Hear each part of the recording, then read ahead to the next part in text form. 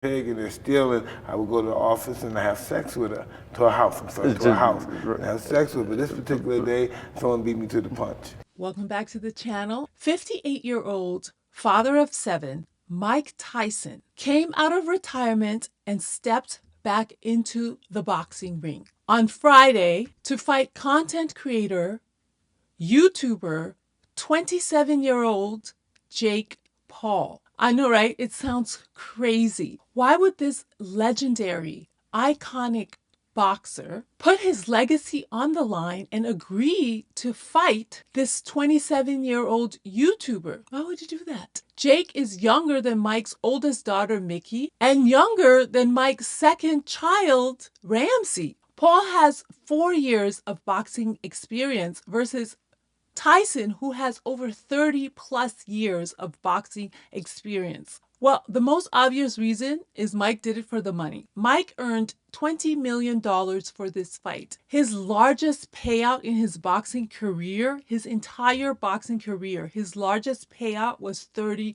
million.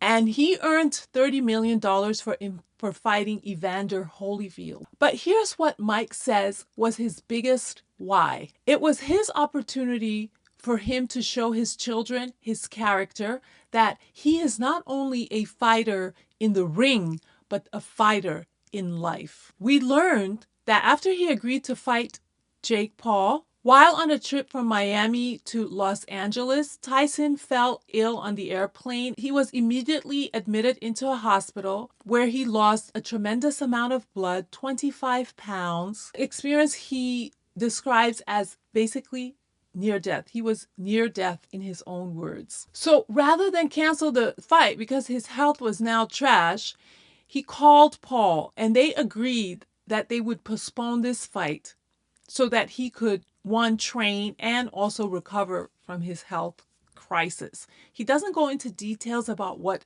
actually happened to him, but he was not in a good spot. Him training for the fight was his salvation, he says. He describes that victory was getting back into the ring because he nearly died in June. So this was his opportunity for salvation. This getting back into the ring, fighting Jake Paul, gave him the inspiration and the motivation that he needed to get his health back and get trained for this fight. Mike goes on to say he's proud his children will get to see him go toe-to-toe with a talented boxer half his age in front of a packed crowd of more than 70,000 people. An experience he says no man has the right to ask for. So why do we care? What's our takeaway from this aging, iconic boxer? To answer that, let me tell you about Mike. His life has been a journey full of ups and downs. But through it all, one thing that stands out is resilience. Resilience is a skill he mastered and one that we all can learn. Are you feeling stuck? Are you tired of your circumstances? Mike's story might be just what you need to hear today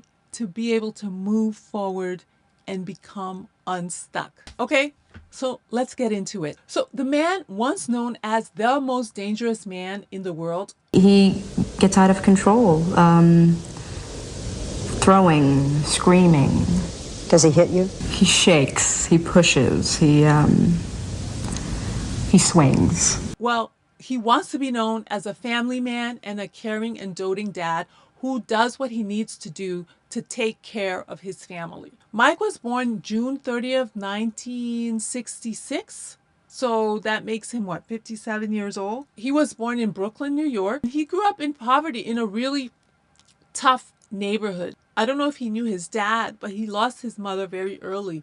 I think he was 13 years old when his mother died. He spent a lot of his youth in juvenile detention. He was always getting in trouble, but it was in his time spent in juvenile detention that he was introduced to boxing. He was trained by this legendary trainer called Cus D'Amato. Cus D'Amato became like a father figure to Mike Tyson, right? And in the boxing ring, he was able to let go of all the rage and frustration that he was experiencing in life, and boxing gave him the discipline and also the ability to earn a living, right? Because he was just a lost soul. And so training under D'Amato, he developed what was known as a fierce fighting style. If you got hit by Tyson, you would get completely knocked out. In 1981, 1982, he won a junior gold Olympic medal for boxing. He began his professional career at the age of 18 in 1985. He quickly gained the reputation as the knockout artist. He would knock out all his opponents. 1986, he was 20 years old and he became the youngest heavyweight champion in the world at 20. His career at its peak was from 1986 to 1990. And he amassed an incredible amount of wealth from his career. He then got married famously to Robin Givens. I mean, you guys don't know her now, but before she was a very well-known actress, Robin Givens, and she was like a Hollywood starlet. And Mike Tyson and Robin Givens got married. It was such a mismatch because Robin Givens was this bougie black girl, very well educated, and Mike was this guy from the streets, but he was extremely wealthy. So the rumor was that she married him for his money, and they did this famous Barbara Walters interview where Mike seemed out of it and Robin was basically in charge of running him, sort of like in manipulating him. She was also really considered like a gold digger. I don't know how true that was, but that marriage was not good for her reputation. They spent so much money. I remember he bought this beautiful, huge mansion somewhere in Connecticut, and they had like gold toilets, and it was just outrageous how much money he spent to make Robin happy. That's what it seemed like. But after his marriage was over, they got divorced in 1990. They didn't have any children from that marriage, and I wonder if they're still friends. His life began to spiral out of control. He ran into some financial setbacks. For example, his promoters took advantage of him.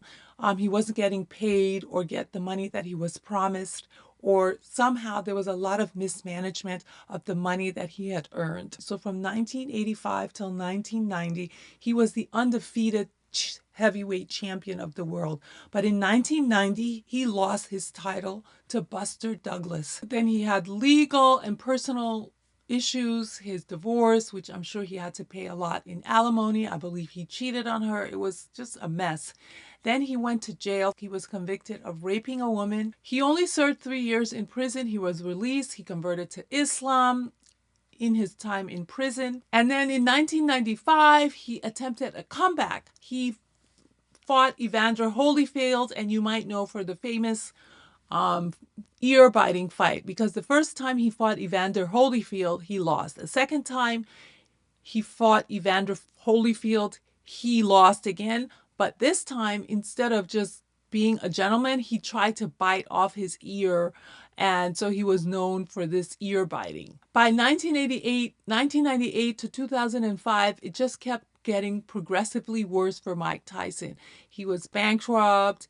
His reputation for biting, he became like a joke, right? Biting the ear of Evander Holyfield. He wasn't winning fights anymore. It was just a complete downhill. And plus, he had lost all the money that he had made from his career as a boxer. People had taken advantage of him. It was just didn't look good for Mike. And over his career, he had earned over $300 million. But by 2003, he had to file for bankruptcy because of mismanagement of money, divorce, legal troubles, and all of that. It was just, he was spiraling out of control. So he retired from boxing in 2005 after a loss to Kevin McBride. So he retired in 2005. And then after he retired, this is when he started to change his life. He got into acting. Yeah, he launched a one-man show and that gained critical acclaim. So then he started to regain his popularity, but not in boxing, but as a actor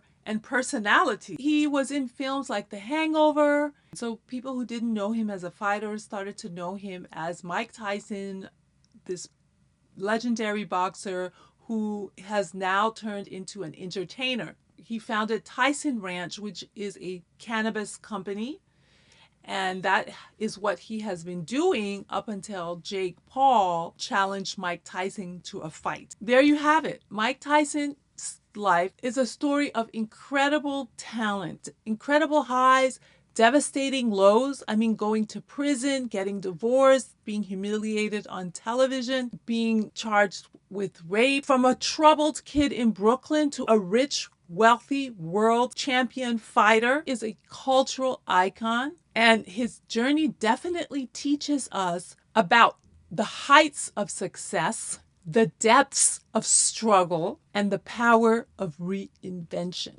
Mike Tyson's life is a reminder that success is not always a straight line. So I know some of you are currently on your journey and you are probably right now in a valley.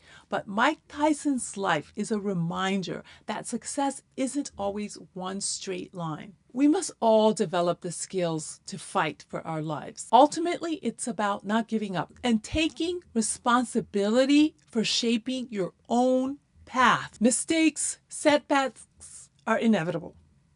We can't avoid that, but they don't define you.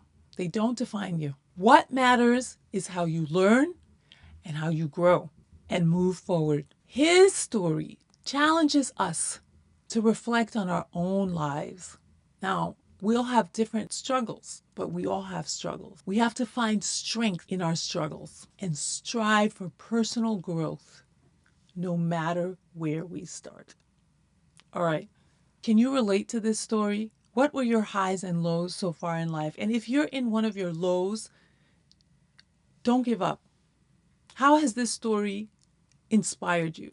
Imagine this boy. He grows up in Brooklyn. His parents are gone. His father doesn't play a role in his life, right? But his mother, he loses his mother at a very young age. He's alone in Brooklyn. He's in and out of juvenile detention, right? Because he's getting into trouble. He's hustling on the streets. He has nobody at home. He has literally no discipline. And then, as God would have it, even though he went to a juvenile detention center, it was because of that trip to the juvenile detention center that he was introduced to boxing. Boxing basically saved his life. So, whatever you're going through, if you're still breathing, you have to persevere. You have to fight through. You have to push through. And that's the story of Mike Tyson. That's why I'm sharing that story with you, because you may just know what you see him today, earning $20 million, fighting Jake Paul. But it wasn't just today he got here. It was a lot of hard work and not giving up. And he credits his family, his 7 children, even his boxing shorts. He had the name of his daughter, her name was Exodus, was embroidered into the shorts. And today, what he's most proud of are his children. Whereas before, when he was extremely rich and extremely famous, those things were not important, or he was just out of control. But he managed to deal with his anger issues and let go of the people who cheated him out of his fortune and reinvented his life. And my point is that you can do that too. Okay, so leave us a comment. Don't forget to subscribe to the channel and tell me, what other stories do you want to hear about? Talk to you soon.